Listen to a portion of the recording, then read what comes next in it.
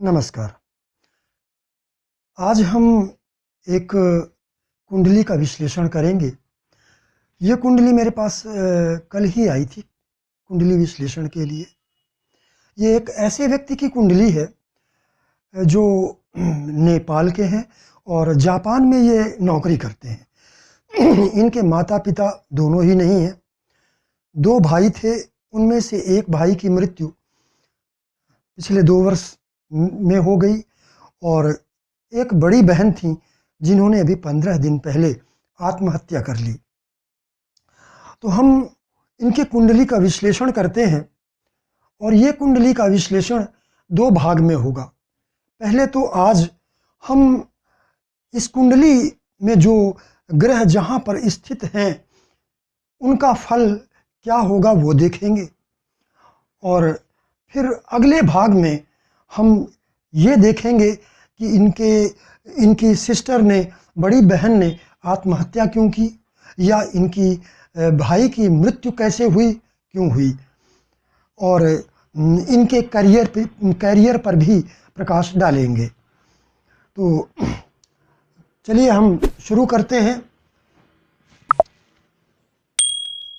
ये कुंडली जैसा कि आप लोग देख रहे हैं, ये कुंडली सिंह लग्न की है और लग्न में लग्न का स्वामी सूर्य स्थित है। यदि सूर्य लग्न भाव में स्थित होता है, फिर वो लग्न कोई भी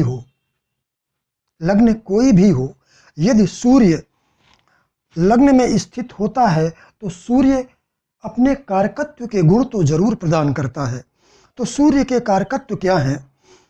व्यक्ति यदि लग्न में है तो वो दृढ़ निश्चयी होता है, आत्मविश्वास से लबरेज होता है। ऐसा व्यक्ति शासित नहीं होता है बल्कि शासन करना चाहता है, अर्थात नौकरी की तरफ इसका रुझान कम होता है, व्यापार की तरफ ज़्यादा होता है। और सूर्य चूंकि ये लग्नेश है, तो यदि लग्नेश लग्न में ही स्थित हो, वो फिर चाहे वो सूर्य हो या मंगल हो या अन्य कोई ग्रह हो, यदि लग्नेश लग्न में ही स्थित है तो पहली बात तो ये कि ऐसा व्यक्ति भाग्यवान होता है, बहुत ही पराक्रमी होता है। ऐसा व्यक्ति ओज शक्ति से पूर्ण होता है और अधिकांशतः वो व्यापार की ओर ही उन्मुख होता है। लेकिन उसमें एक दुर्गुण ये भी होता है कि थोड़ा अहंकारी भी हो जाता है। और यदि लग्नेश लग्न में ही स्थित होगा तो ऐसे व्यक्ति को दूसरे लोग अपने से निचले स्तर के दिखाई पड़ते हैं। अपने आप को वो हमेशा श्रेष्ठ दिखाना चाहता है, श्रेष्ठ रखना चाहता है और इसलिए जब विवाह की बात आती है तो ऐसे लोगों को जीवन साथी जल्दी पसंद ही नहीं आता है। और इसलिए ये एक बड़ा कारण है कि ऐसे लोगों की शादी यदि दूसरे अन्य अच्छे ग्रह योग ना हो तो ऐसे लोगों की शादी विलंब से होती है।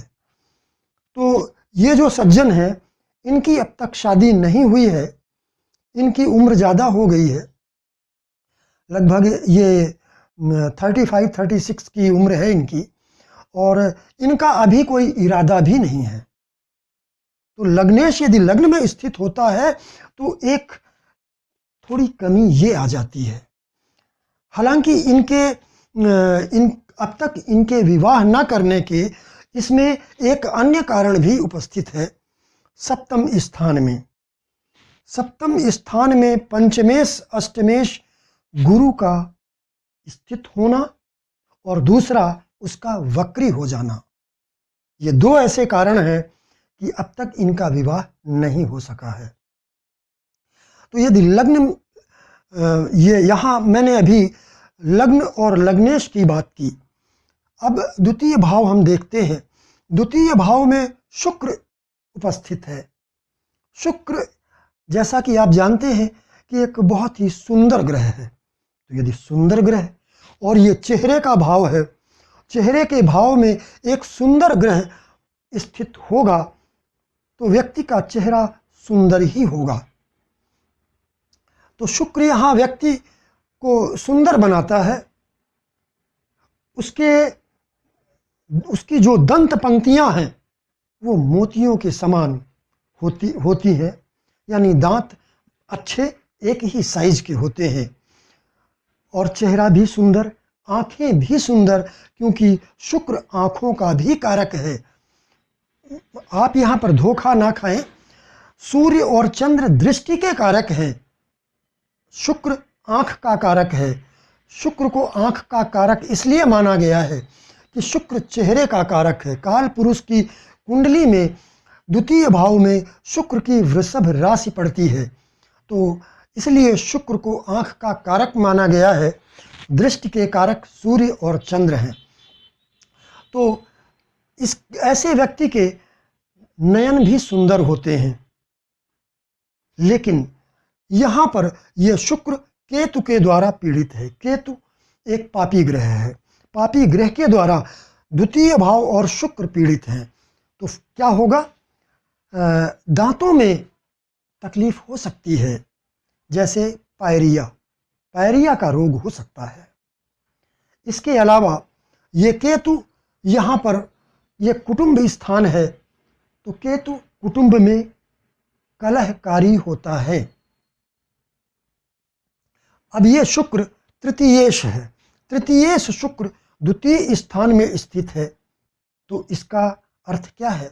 ये तृतीयेश अपने से द्वादश स्थान में गया है, हानि का भाव है। हालांकि ये धन का भी भाव है। तो ऐसा व्यक्ति धन अर्जित करता है, और खास करके शुक्र, बुध, गुरु जैसे ग्रह हों, तृतीयेश और द्वितीय में बैठ जाएं तो धन तो निश्चित रूप से देते हैं। लेकिन चूंकि ये तृतीय से द्वादश भाव है, इसलिए जितना ये आय अर्जित करते हैं उतना ही ये व्यय भी कर देते हैं, क्योंकि द्वादश भाव व्यय का भाव है। तृतीय भाव तृतीयेश यदि द्वितीय में स्थित होगा तो ऐसा व्यक्ति अपने भाइयों पर आश्रित होता है। अब वो आश्रय का अर्थ क्या है? आश्रय के दो अर्थ हो सकते हैं। पहला तो ये कि धन के मामले में आश्रित होगा,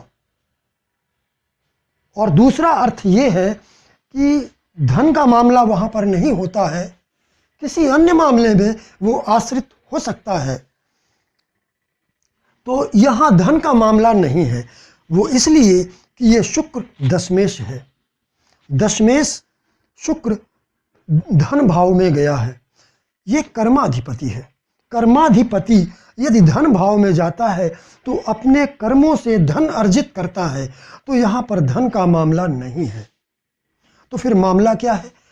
स्टार्टिंग में, शुरुआत में मैंने आपको बताया कि इनके माता पिता भी नहीं है, एक बड़े भाई की मृत्यु हो गई है, एक बहन की मृत्यु हो गई है, अब केवल एक भाई बचे हैं।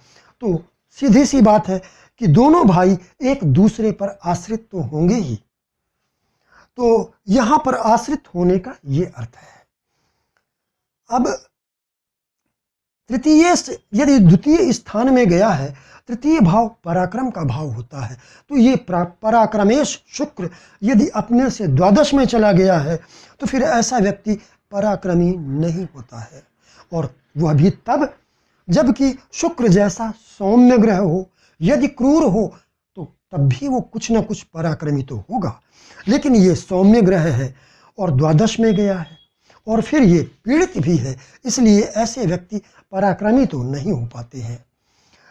अब ये जो शुक्र है, दशमेश शुक्र है, दशम भाव का स्वामी धन भाव में गया है, तो एक अर्थ तो मैंने आपको बताया कि कर्माधिपति यदि धन भाव में गया है तो अपने कर्मों से वो धन अर्जित करता है।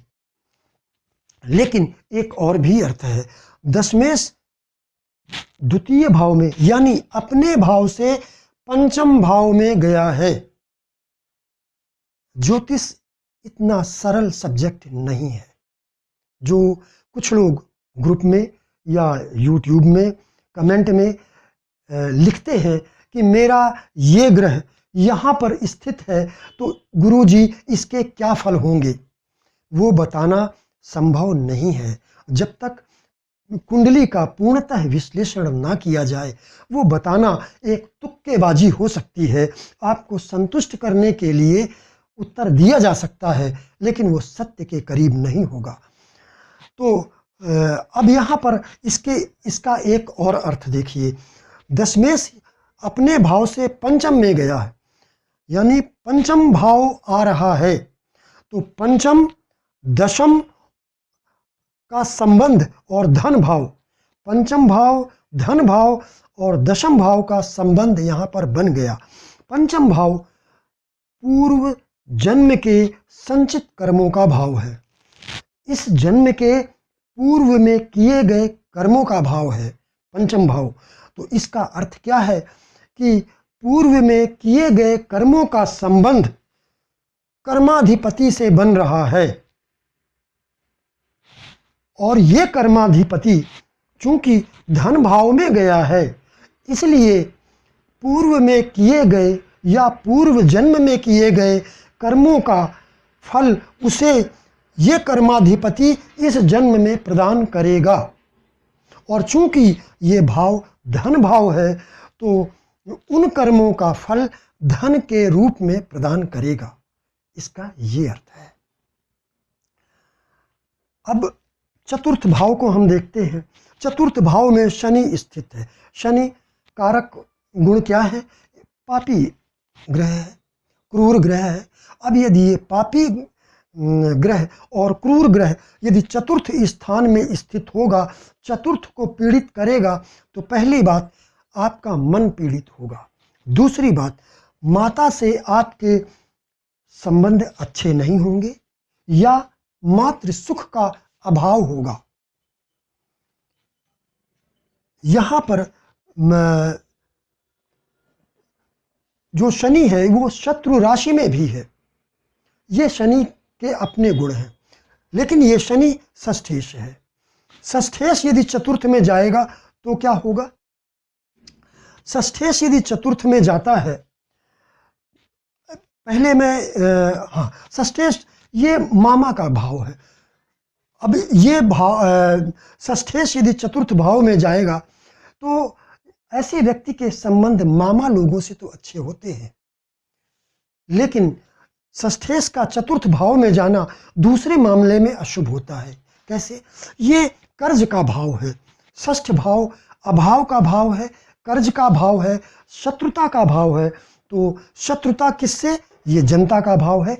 जनता में किसी व्यक्ति से शत्रुता, और कर्ज को भी ला खड़ा करेगा यदि ये क्रूर ग्रहों से पीड़ित हो तो। लेकिन यहाँ पर ये क्रूर ग्रहों से पीड़ित तो नहीं है, हालांकि ये शत्रु राशि में है, लेकिन फिर भी यहाँ पर ये कर्ज नहीं दे पाएगा क्योंकि ये सप्तमेश भी है, यानी केंद्र भाव का स्वामी भी है। इसलिए अब ये सप्तमेश यदि चतुर्थ स्थान में आया है तो इसके क्या फल है?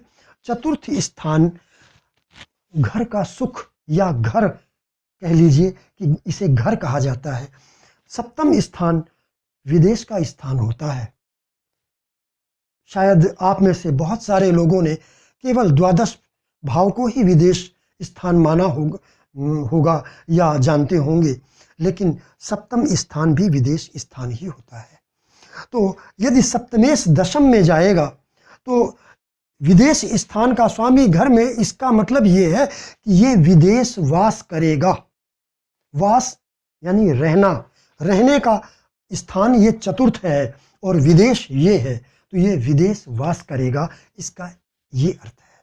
दूसरा, सप्तमेश चूंकि अपने भाव से दशम भाव में गया है, तो जब दशम भाव, सप्तम का दशम से संबंध जुड़ गया, सप्तम दशम चतुर्थ इन तीनों का संबंध जुड़ गया, तो फिर दशम का मतलब कर्माधिपति, आजीविका, व्यवसाय आदि का संबंध सप्तम भाव से जुड़ गया तो एक इसका अर्थ एक यह भी होता है कि आपका जीवन साथी वो नौकरी या व्यापार करता होगा या करेगा, पहला अर्थ। दूसरा, यदि सप्तमेश अपने से दशम भाव में जाता है और वह भी चतुर्थ स्थान है, तो चतुर्थ स्थान चूंकि सुख, वैभव, संपत्ति, अचल संपत्ति, वाहन आदि का भाव है, इसलिए ये शनि चतुर्थ भाव में ये समस्त सुख सुविधाएं प्रदान करता है। चूंकि ये शनि भृत्य का कारक भी है यानी नौकर का, तो यदि ये शुभ ग्रहों से दृष्ट हो, बलवान हो और शुभ ग्रहों से दृष्ट हो, तो व्यक्ति इन समस्त सुविधाओं से परिपूर्ण होता है। लेकिन यहाँ पर शनि शुभ ग्रहों से दृष्ट नहीं है और शत्रु राशि में स्थित है, इसलिए ये समस्त सुख सुविधाएं, नौकर चाकर, वाहन, ये सब प्राप्त तो नहीं होंगे। लेकिन फिर भी कुछ अर्थों में, थोड़े बहुत अर्थों में आप ये कह सकते हैं कि 30-40% अच्छे फल प्राप्त होंगे। पंचम भाव, पंचम भाव में मंगल स्थित है। मंगल एक क्रूर और पापी ग्रह है। पंचम भाव में मंगल का स्थित होना, चूंकि यह संतान भाव है, इसलिए संतान के लिए ये अरिष्ट की स्थिति है। पहली बात तो ये कि संतान में समस्या हो सकती है। दूसरा, ये चूंकि पेट का भाव है, इसलिए पेट से संबंधित रोग भी हो सकते हैं। ये मंगल चूंकि चतुर्थेश है, चतुर्थेश होकर पंचम में आया है, तो चतुर्थ भाव से ये द्वितीय भाव है, यानी धन भाव कह सकते हैं। चतुर्थ से द्वितीय भाव में आया है, तो चतुर्थ भाव के जो भी कारकत्व हैं, जो मैंने अभी शनि के संबंध में बताए, सुख, वैभव, धन, संपत्ति, अचल संपत्ति आदि, यहाँ पर चूंकि द्वितीय भाव में आया है, ये सभी इस जातक को प्राप्त होंगे। ये मंगल नवमेश भी है, नवम भाव धर्म का भाव है, पंचम भाव यह भी धर्म त्रिकोण है। तो यदि नवमेश पंचम में आएगा तो ऐसा व्यक्ति, इसके हृदय में धर्म जीवित रहेगा। हालांकि यहाँ पर शुक्र, तृतीय शुक्र का धन भाव में जाना व्यक्ति को भौतिकवादी बनाता है, लेकिन यहाँ पर पंचमेश इसे धार्मिक बनाता है। तो ये दोनों चीजें एक साथ कैसे होंगी? दशाओं के अंतर से। जब दशाएं धर्म के अनुकूल होंगी, ऐसे ग्रहों की दशा होगी जैसे मंगल की महादशा है, या गुरु की दशा हो, या बुध की दशा हो, तो फिर इनकी भौतिकवादिता पीछे रह जाएगी और धर्म आगे आ जाएगा। तो पहला तो ये। दूसरा, ये चूंकि नवम भाव पंचम से पंचम भाव है और पंचम भाव नवम से नवम भाव है। नवम भाव पूर्वजों का भाव कहलाता है। तो नवमेश पंचम में आया है, जो हमारा प्रारब्ध है, तो ऐसे व्यक्ति को अपने पूर्वजों का आशीर्वाद भी प्राप्त होता है। और चूंकि ये भाग्य भाव है और ये भाग्य भाव का स्वामी नवम से नवम में आया है, इसलिए ये अच्छी भाग्य भी दर्शाता है। लेकिन मैं आपको ये बता दूं कि प्रत्येक ग्रह अपना फल केवल अपनी दशा में ही देता है। पंचमेश सप्तम भाव में गया है गुरु। पंचमेश यदि सप्तम भाव में जाता है तो ये एक अशुभ स्थिति है, क्योंकि पहला तो ये कि प्रत्येक शुभ ग्रह तृतीय भाव और अष्टम भाव में अस्त हो जाता है, एक बात। दूसरी बात, तृतीय चूंकि पंचम अपने से तृतीय में गया है, तो एक तो वो ग्रह अस्त हो जाता है यानी कमजोर हो गया। दूसरा, तृतीय भाव चूंकि क्रूर और पापी भाव है, इसलिए वो ग्रह वहाँ पर जाकर दूषित हो जाता है। तो पंचम भाव के लिए ये अरिष्ट की स्थिति है। संतान के मामले में ये अरिष्ट की स्थिति है, अच्छी स्थिति नहीं मानी जाती है। हालांकि केवल एक ग्रह के पंचमेश के सप्तम में चले जाने से कोई बड़ा अरिष्ट हो, यदि ये यहाँ पर पीड़ित नहीं है तो कोई बड़ा अरिष्ट नहीं होगा। और यदि पंचम में किसी शुभ ग्रह की दृष्टि हो तो संतान अच्छी होती है, स्वस्थ होती है। लेकिन यदि ये पंचमेश सप्तम में पीड़ित हो जाएगा तो फिर ये स्थिति संतान के लिए अरिष्ट की स्थिति होगी। सप्तम भाव में पंचमेश की स्थिति आपके वैवाहिक जीवन के लिए भी अशुभ स्थिति है, क्योंकि ये सप्तम भाव केवल विवाह का ही भाव नहीं, ये एक मारक भाव है।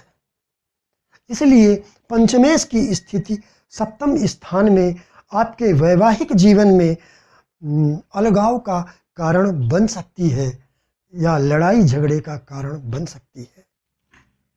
ये गुरु अष्टमेश भी है। अष्टमेश यदि सप्तम स्थान में स्थित हो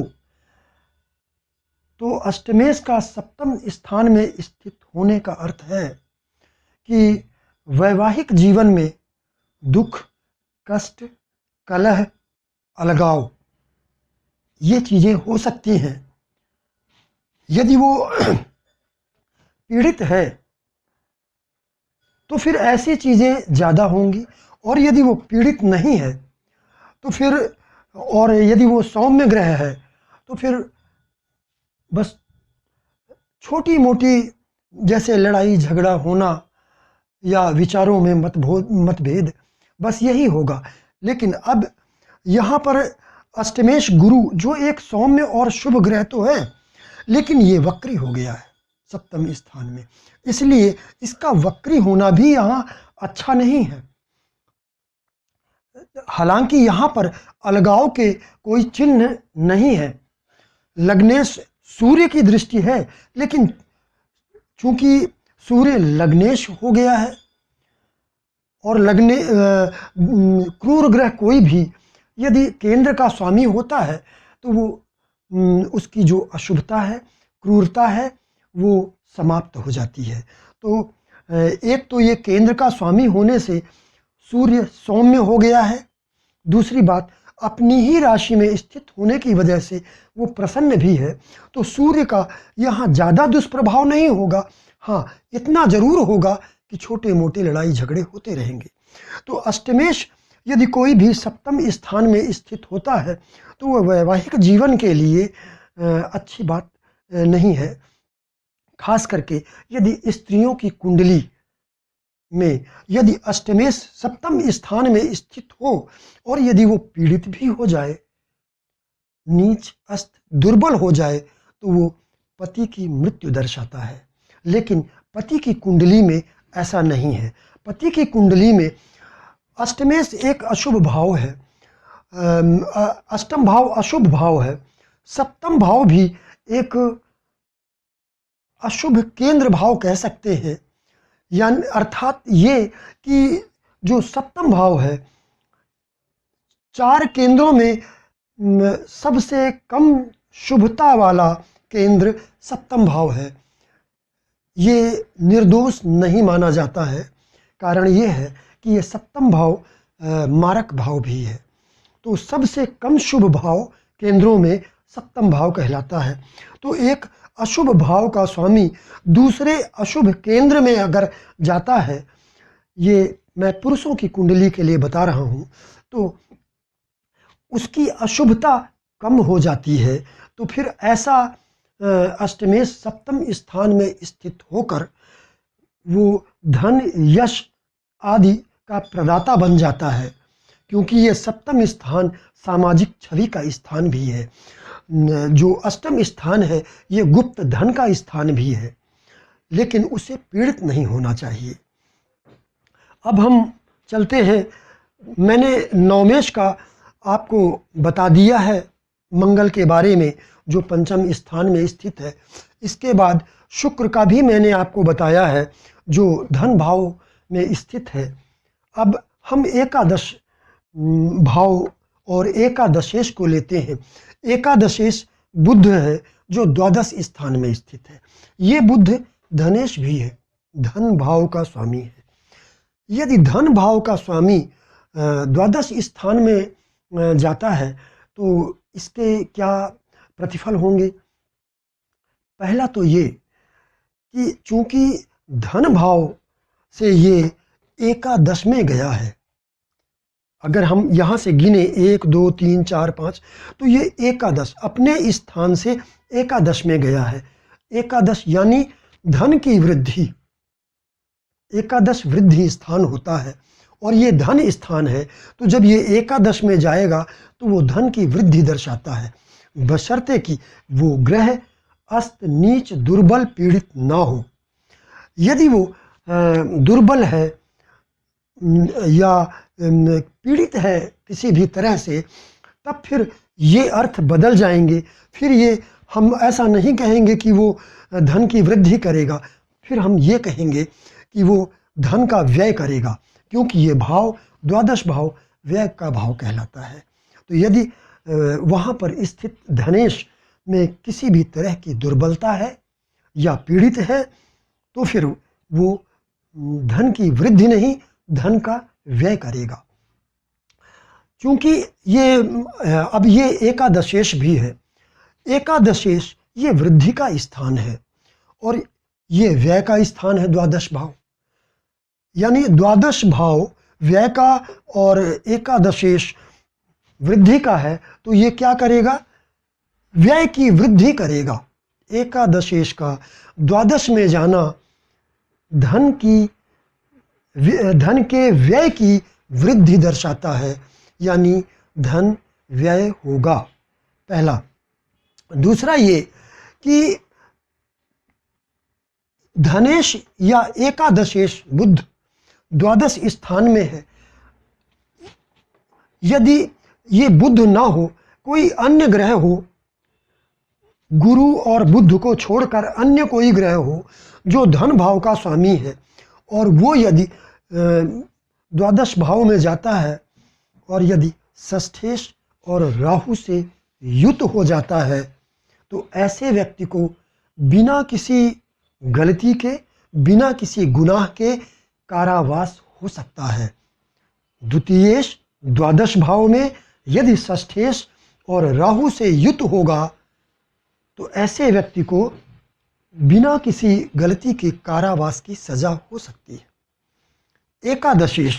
एकादशेश यदि द्वितीय द्वादश भाव में जाता है और यदि षष्ठेश, अष्टमेश और द्वादशेश भी साथ में स्थित हो तो फिर ऐसे व्यक्ति की अपमृत्यु हो सकती है, अचानक मृत्यु। कब? वो यदि एकादशेश द्वादश में हो। एकादशेश है क्या? वास्तव में लग्न कुंडली का एकादशेश वृद्धि स्थान है, तो ये आयु का भी वृद्धि स्थान है, और आयु के वृद्धि स्थान का स्वामी यदि द्वादश भाव में जाता है और द्वादशेश के साथ में स्थित है और साथ में षष्ठेश और अष्टमेश भी हो जाएं, तो फिर ऐसे व्यक्ति की अपमृत्यु हो सकती है। तो इसके अलावा यदि धनेश या एकादशेश यदि द्वादश स्थान में स्थित हैं और यदि सप्तमेश और नवमेश भी युत हो जाए तो फिर ऐसा व्यक्ति पैसा कमाने के लिए विदेश जाता है। ऐसे व्यक्ति को यहाँ घर के नज़दीक रह करके आय प्राप्त नहीं होती है, उसे विदेश जाना ही पड़ता है। यदि वो विदेश जाता है या घर से अपनी मातृभूमि से, जन्म स्थान से दूर जाता है, तो वो निश्चित रूप से यश और सम्मान, धन सभी प्राप्त करता है। तो आज मैंने ये कुंडली का विश्लेषण करके आप लोगों को ये दिखाया है कि वास्तव में कुंडली का विश्लेषण किया कैसे जाता है, इन भावों के अर्थ क्या हैं और ग्रह इन भावों में जहाँ भी स्थित होते हैं तो उसका फल क्या और कैसे देते हैं। तो आज के लिए बस इतना ही। मैं आपसे ये कहना चाहूँगा, निवेदन करना चाहूँगा कि मेरे इस चैनल को आप सब्सक्राइब करें ताकि आप लोगों को समय समय पर मेरी वीडियो प्राप्त होती रहे। दूसरी बात, मैं कोई भी अपनी कुंडली का विश्लेषण करवाना चाहे तो मेरी बहुत ही मामूली फ़ीस है, केवल 1000 रुपये है, तो वो कुंडली का विश्लेषण मुझसे करवा सकता है। उसके लिए मुझे आपको कमेंट करना होगा या फेसबुक में जा कर के मैसेंजर में कमेंट करना होगा। तो चलिए अब हम आज इसे यहीं पर समाप्त करते हैं। नमस्कार।